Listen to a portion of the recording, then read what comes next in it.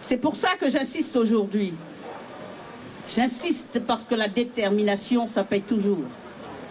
Et on n'était pas nombreux. Vaut mieux que l'on soit peu nombreux, déterminés, que d'être nombreux pour dire qu'on est unis, mais pour n'importe quoi et on ne sait pas pourquoi. Et puis les pensées vont à U, à Dia, et puis on ne sait pas pourquoi on est là. Mais nous savons pourquoi nous sommes là. Donc, nous avons manifesté à Trocadéro. Et puis après, l'idée a fait son petit chemin, calmement. Et puis, nous avons rencontré aussi Hassani Fassassi, président du COFAD. Il y a eu un symposium à l'UNESCO, où il y a eu des résolutions. Et on refusait de nous donner l'UNESCO parce que, justement, on parlait de traite négrière comme crime contre l'humanité. Il ne fallait pas prononcer ça. Et surtout, il ne fallait pas prononcer le mot de déporter. C'était une propriété privée. Alors, ça n'a pas été sans mal. Mais entre-temps, heureusement qu'il y a eu le 151e anniversaire de l'abolition de l'esclavage. Et il y a eu une grande manifestation de tous qui a été organisée, un grand rassemblement à la place de la Nation, une marche. Et là, il y a eu à peu près 45 000 personnes. C'était la première manifestation avec tant de monde. Mais l'État a vu la motivation. Entre-temps, le COFAD avait, avec son président Hassani Fassassi, avait contacté Madame Huguette Bello, députée de la Réunion, pour lui proposer de faire ensemble cette demande, cette requête pour cette loi. Madame Huguette Bello a accepté, a tenté le coup, mais communiste, elle savait que les communistes étaient en minorité et que ce n'était pas facile. Et elle a dit au professeur Hassani Fassassi, il vaut mieux vous adresser aux socialistes puisqu'ils ont le vent en poupe et qu'ils parlent, pour la première fois, ils parlent de commémoration d'abolition de l'esclavage. Enfin, ils avaient l'intention de le faire avec petit four, champagne, comme d'habitude, quoi. On est content, on mange, on prend quelques coupes de champagne et puis on rentre chez soi. Manque de peau, est sorti le slogan « tous nés en 1848 ». Et là, c'était vexant pour nous. Et c'est pour ça que nous avons décidé de manifester. Tous, je dis. Il y avait peut-être 200 et quelques associations. Et entre-temps, donc, je reviens à l'histoire. Alors, le professeur Hassani Fassassi est allé voir Taubira et lui a parlé de cette loi, du dossier donné, confié à Madame Huguette Bello, et que Madame Huguette Bello lui a dit de voir avec les socialistes, ça passera mieux. Au départ, Madame Taubira a dit c'est pas possible. Et puis d'abord, elle a dit si vous parlez du pape, moi, je ne rentre pas dedans. Le pape qui a signé la bulle papale, il ne faut pas parler du pape, c'est une élue, c'est une politique. Il y a beaucoup de cathos chez nous, hein. Alors on va dire des choses contre un pape, elle risque de perdre des bulletins, il faut la comprendre. Un politicien sans un politicien. Hein. C'est d'ailleurs pour ça que nous n'avons pas, depuis près de 10 ans, tout souvent des politiques, on en a de temps en temps parmi nous, parce qu'on parle de réparation, pour le moment c'est tabou, hein. Faut faire attention. Mais ils viendront, c'est à nous.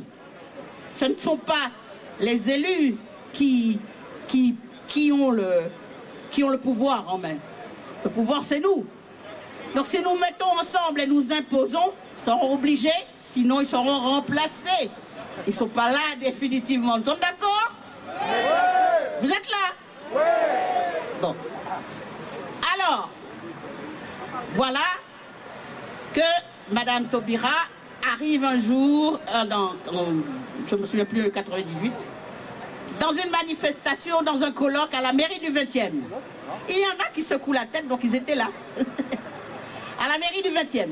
Et on parle de l'esclavage et d'autres compatriotes qui étaient là disent, vous savez, la loi de Nuremberg, machin, ça rentre pas. Et on a parlé, et il y avait le député Charza qui était là.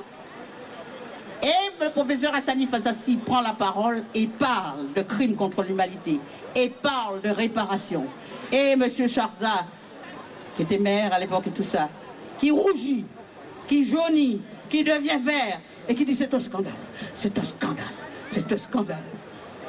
Mais là, après la prise de parole du professeur Fassassi, une ovation, tout le monde se lève dans la salle et se met à applaudir, à crier et à dire oui, réparation.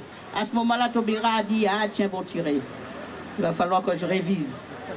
Et il y avait quelqu'un d'Africamat qui était là, qui vendait des livres. On lui a offert quelques livres et elle en a acheté d'autres. Et elle a dit, je vais me mettre au travail. On lui doit cela.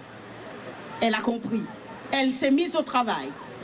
Et pendant ce temps, nous étions, à ce moment-là, d'autres associations ont compris aussi et se sont mis à faire pression.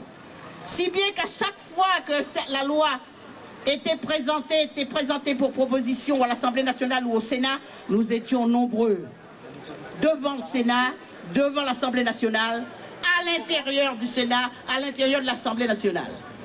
Et je vais vous raconter une petite anecdote parce que c'est intéressant. Dernier carat au Sénat, il y a Madame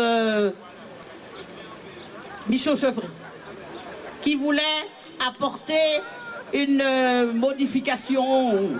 Je pense que c'était des histoires d'élus entre eux. Et nous étions là en train de la regarder. Et elle est rentrée dans la salle. Ça vaut le coup, hein? Elle rentre. Elle regarde à droite. Une boule de nègre. Elle regarde à gauche. Une boule de nègre. Elle se retourne. Elle ressort. Elle est sortie certainement pour réfléchir. Et elle rentre de nouveau. Et elle regarde. Elle recommence. Et elle ressort. Et puis, elle rentre une autre fois.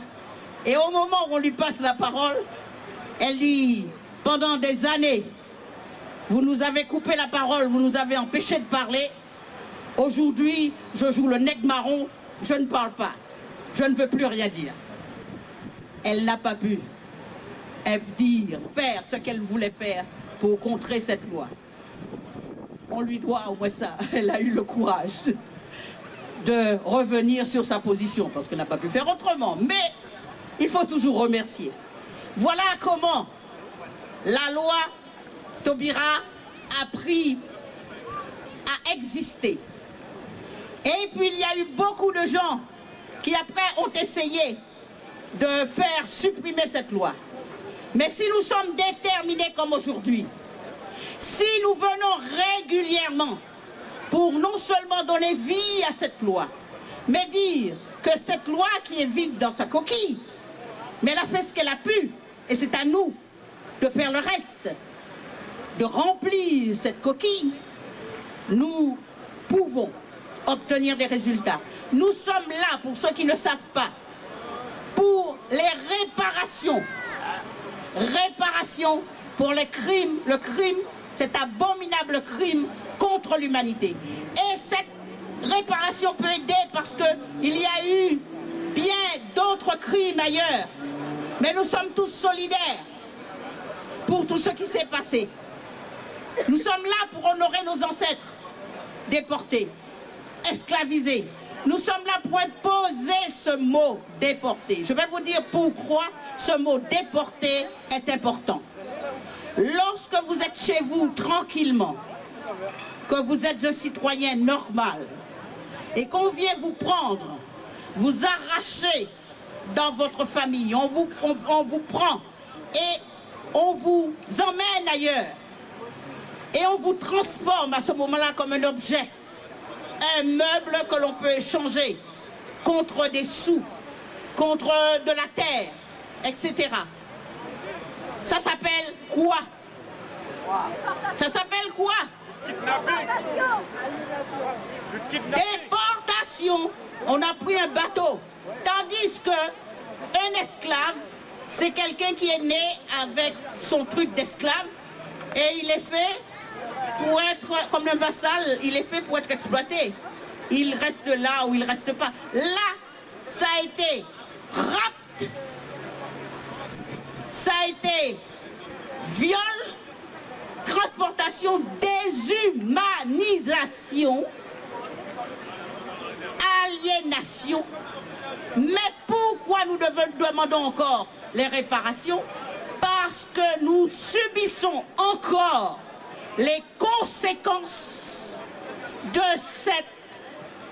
de toutes ces choses, même de la colonisation. Nous avons des frères d'Afrique du Nord, de tous ces coins qui subissent comme nous les séquelles de cette colonisation, cette attitude de supériorité, comme monsieur comment il s'appelle encore, le Béquet là, Hugues Despointes, qui raconte que l'esclavage c'était pas grand chose et puis nous ne nous mélangeons pas, nous avons notre Béquetland, etc. Chez nous.